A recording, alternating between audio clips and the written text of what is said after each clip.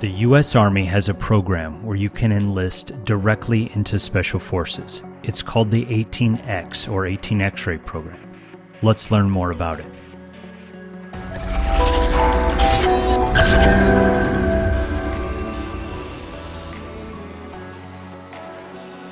We are going to discuss the standard Special Forces training pipeline and then the 18 X-ray program and its requirements, training pipeline, difficulty level, physical fitness, and pros and cons. Let's start with the normal Special Forces training pipeline. The normal progression to become a U.S. Army Special Forces enlisted soldier is to serve a couple years in the conventional Army. The current recruiting policy is that you must be a minimum of an E3 and 20 years old when you start selection, and at a maximum 36 years old, or an E6 with no more than 12 years time in service and no more than 9 months time in grade. Then you go through selection to see if you're a good investment. And then you go through the Special Forces qualification course, which includes the Special Forces orientation course, the MOS and SEER training, prep phase and basic airborne refresher, tactical skills training, Robin Sage, language training, and for many, advanced training. Upon graduation, you get your Green Beret and you're assigned to a Special Forces Operational Detachment Alpha, or an ODA. You are also given your new 18 Series Military Occupational Specialty Code.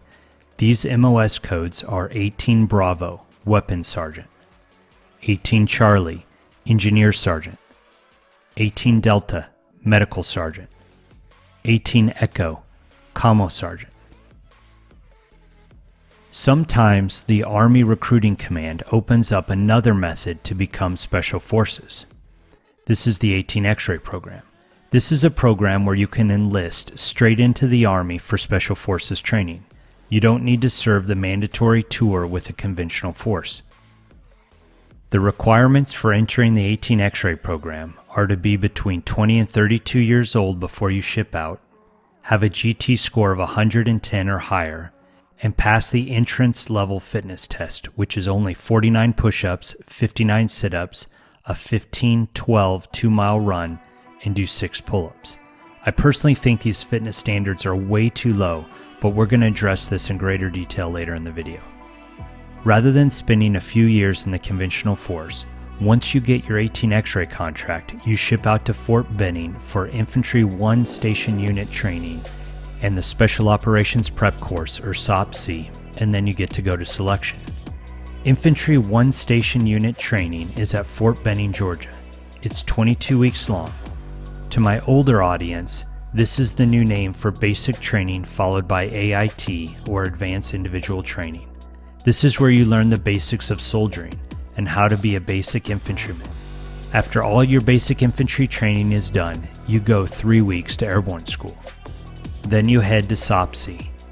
Some literature describes it as the Special Forces Prep Course, and other literature and websites call it the Special Operations Prep Course, but everyone just calls it SOPC, and this is where the real fun begins. SOPC is at Fort Bragg, North Carolina, and is around 3 weeks long. The program utilizes a holistic approach to physical conditioning that includes nutrition, hydration, injury prevention, and rehabilitation and exercise program development. Additional areas of emphasis include the progressive development of the skills necessary for land navigation and leadership in dynamic and complex environments. Basically, SOPC is designed to make you successful at selection. After finishing SOPC, you are able to go to selection and assessment and try out for the opportunity to begin Special Forces training. SOPC graduates have a very high pass rate of selection. Let's move on to difficulty levels and expectations.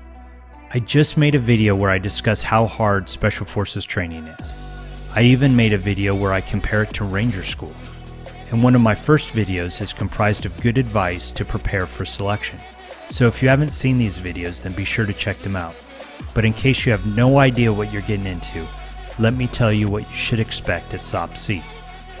When the U.S. Army Special Operations Recruiter says that they are going to, quote, make a holistic approach to your physical fitness conditioning, it really just means that they're going to smoke you like you've never been smoked before.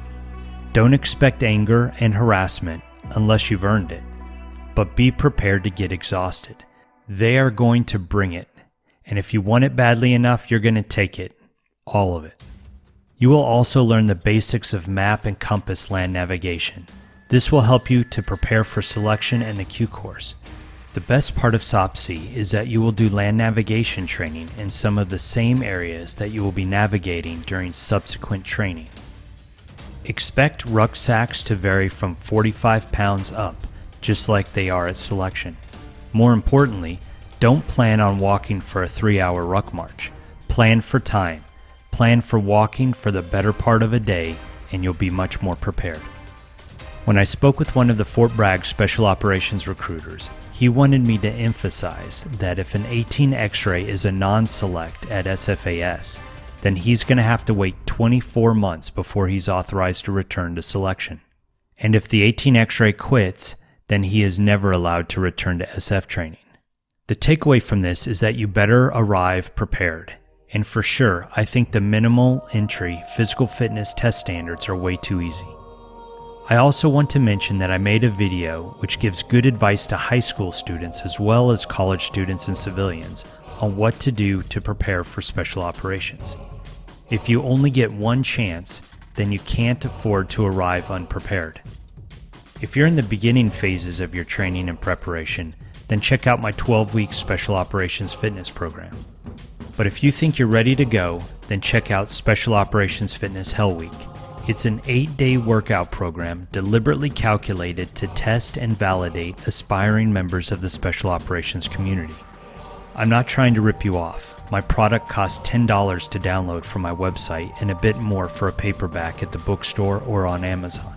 It's much better to quit a $10 fitness program than a couple weeks into a 3-year Army contract. Let's finish with some pros and cons. The biggest pros are that you get to cut out years of required conventional Army time. This is also a great recruiting tool for high-caliber individuals who don't want to invest years in the conventional Army before realizing their dream of being Special Forces. Another advantage is that 18 X-rays get to see what right looks like from the beginning. They don't have to unlearn 3 years of bad techniques taught by somebody who is well-intentioned but a below-average conventional leader. And then, of course, you get more team time. In a 20-year career, you get to be on a team a lot more if you're an 18 X-ray than somebody that entered after several years in the conventional force. As far as cons go, you are going to miss a couple years of experience within the conventional Army, and sometimes this is a good thing. The other con is that you miss out on a lot of the experience that makes you mentally tough and prepared. For example, an 11 Bravo from the 82nd Airborne Division has spent months in the field, done dozens of airborne operations, walked hundreds of miles in patrols. They know hardship and they've already developed the mental toughness to endure Special Forces training. A guy straight off the street usually hasn't endured the physical and mental challenges required to build the requisite mental toughness for enduring rigorous Special Operations training. Personally, I'm a huge fan of the 18 X-ray program. The 18 X-rays that I've known and worked with were all top-notch men. My team sergeant was an 18 X-ray. Straight off the streets, he went to basic training, infantry training, airborne, selection, the Q course, scuba school, and then he immediately shipped out to Panama for combat during Operation Just Cause. My senior 18 Bravo was also an 18 X-ray. Although the smallest guy on the team, he was by far the scrappiest, the meanest, and the best marksman. He got shot up pretty good in Afghanistan, but he made a 100% recovery. Our junior 18 Charlie was also an 18 X-ray. An amazing and gifted man, old school, old-fashioned. He was killed sadly on his 3rd deployment to Afghanistan. What a tragedy. I also went through the Q course with several 18 X-rays. I was particularly close with 2 of them. One eventually went on to JSOC to become an operator. Over the course of his tenure, I know for sure that he was shot 7 times. Last time I heard he was still in. What a stud. What a patriot. The second 18 X-ray ended up coming onto my scuba team. What a small world. We deployed and served together in 3 different countries. one of the best and smartest men I ever knew. It was a pleasure and honor working with him. In summary, the 18 X-rays that I had the privilege and honor of serving with are some of the best men I ever knew. All of them got what they wanted, to be sent to the front lines with the best units to do the best and most important missions. Okay, there you have it, an explanation of the 18 X-ray program. If you're thinking about it, then let me give you some advice. Stop thinking about it, just do it. No regrets, just make sure you're ready for it. Thanks for watching. Don't forget to subscribe if you want to keep on learning, and to forward this to a friend who needs to see this. Life is a special operation. Are you ready for it?